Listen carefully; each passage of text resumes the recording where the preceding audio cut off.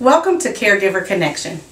Caregiver Connection is a podcast designed to empower family caregivers to keep their self-care a priority while being proactive in their loved one's plan of care. This is our first episode, and we're just going to dive right in. These are hard conversations, but a must. So let me introduce Harold, our first guest and my very good friend. Hello, everyone. He received a letter from his parents that was the inspiration of this first podcast. You need to know the following. It's just a great way to start the conversation about how to be proactive in your own plan of care. So, Harold, you received this letter from your parents. Let's discuss that a bit. What were some of the things that were in the letter? Well, to start, the letter threw me back a little bit, but it came off, and my mom and dad wanted to prepare my siblings and I for the event of their passing or their being sent to nursing homes, so we wouldn't have to worry about anything. And it was quite a letter, very, very impactful, very informative, and it just, I will say interesting as the oldest sibling, put it that way. Can be a shocker, right? Very much so. And they started it with, you need to know the following, which gave us the title of our first episode. So list out some of the things, some of the categories that were in it.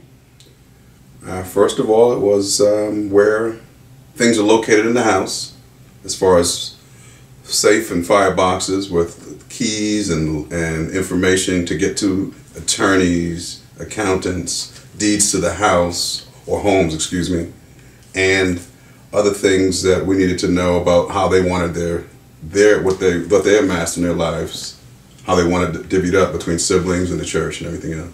And how old are your parents? 73 and 72. So, would you have expected to get, you're how old? 50. Would you have expected to get a letter like that at this time of your life? No, and I'm still kind of aghast about it.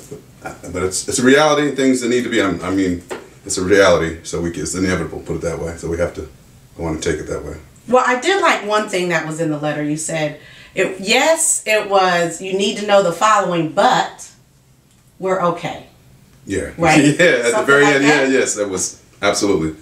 Yeah, because when you receive that letter, you automatically think something's wrong. And that was another reassuring thing they said that kind of made it a little easier reading the letter and absorbing it.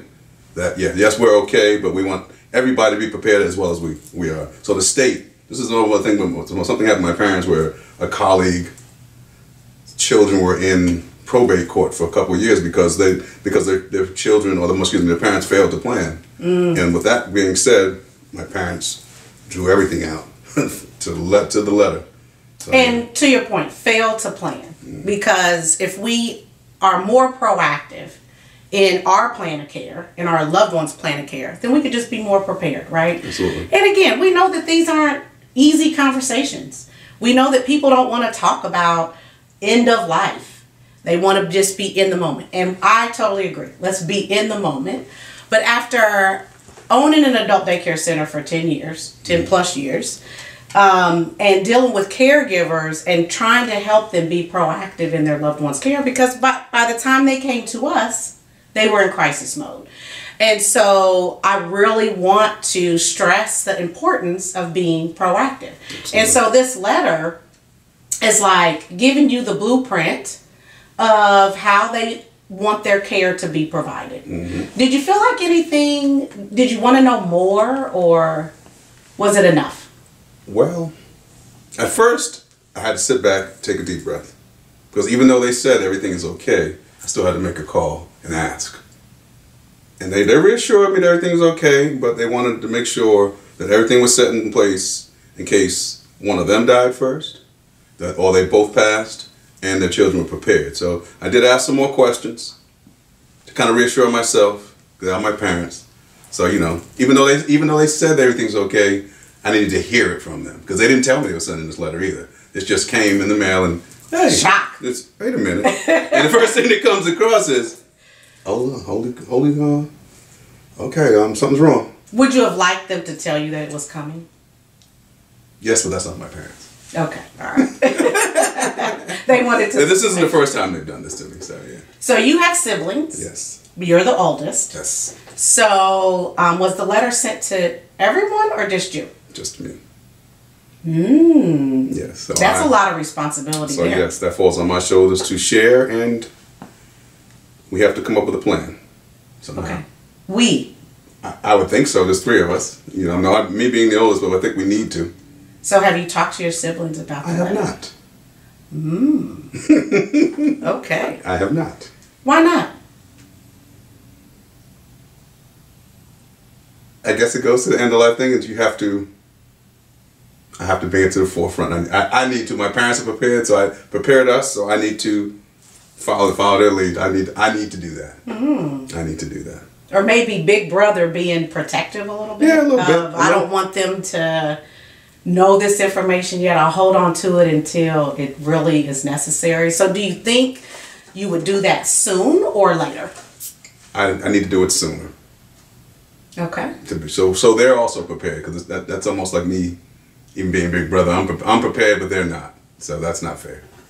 Well, and you know, some conversations that families can have are, like we were listening to one of our radio shows earlier today, right? And when I had a guest on and he was talking about having that conversation of who's going to be appointed to take over care for their parent. And so if you have that conversation early, then you can kind of hold people to the fire for the position that they stepped up for, right? Definitely. Instead of waiting until the time has come, which is what I often saw in adult day. And what you call crisis mode. Crisis mode. Yeah, so right. I don't. We want to be in proactive. Yes, we don't want to be in crisis mode. But I want to get to what was your initial feeling?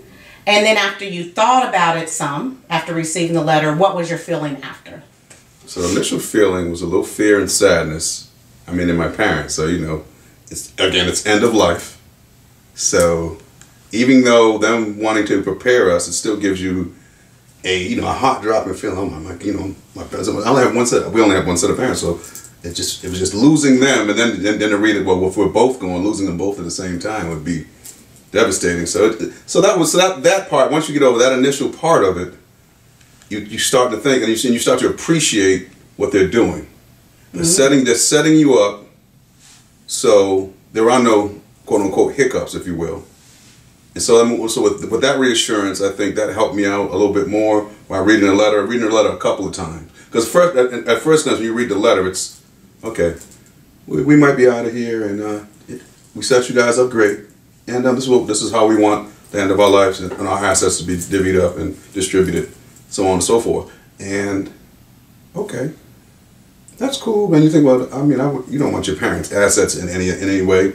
But then when you think about it, these are their, not demands. These are their wishes. So you just want to carry that out. After you think about it a little while, and you take a deep breath, because like I said, initially looking at the letter, it's quite shocking. It takes you back. Yeah. Well, and as an adult child that is also a father of how many children do you have? 3 daughters. 3 daughters. So what do you think from that experience can help you plan for them? Yeah, what it does. Or if it's too soon to talk about. No. Well, I mean, it brings you back into reality. I mean, of the inevitable. We're all going to pass it sometime. But why not be prepared?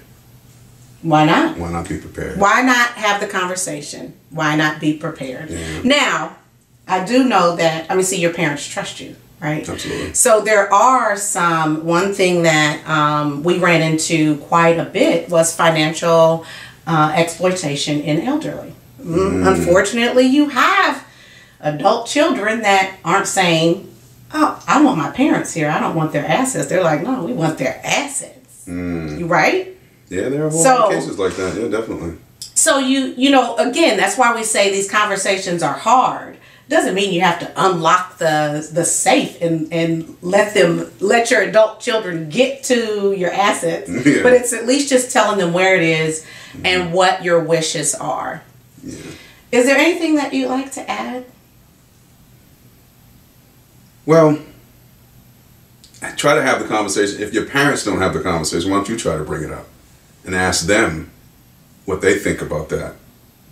And we've had another family member that tried to do that and initiate that. Didn't go so well, like you said, as far as the trust and initiation of where the assets are, but at least try to have the conversation so it started earlier. Even if they're not willing in the beginning, maybe they'll think about it together if they're both parents or are a unit still, and to start, at least start that discussion.